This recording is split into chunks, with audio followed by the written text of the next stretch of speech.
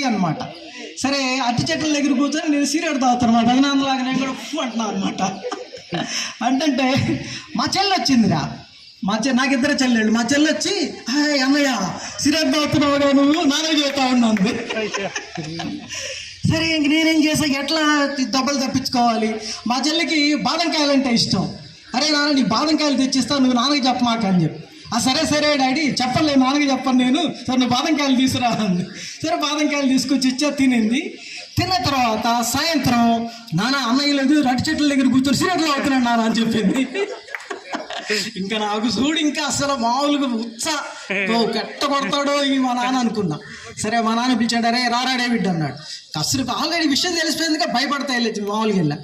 ఏంట్రా ఏం చేసావురా? నాన్న పెదనాన్న వదిలిపెట్టి వెళ్ళాడు కదా, సిగరెట్లు తాగా నాన్న. నేను తాగుతున్నాను రా సిగరెట్లు అన్నాడు. తాగట్లేదు నాన్న.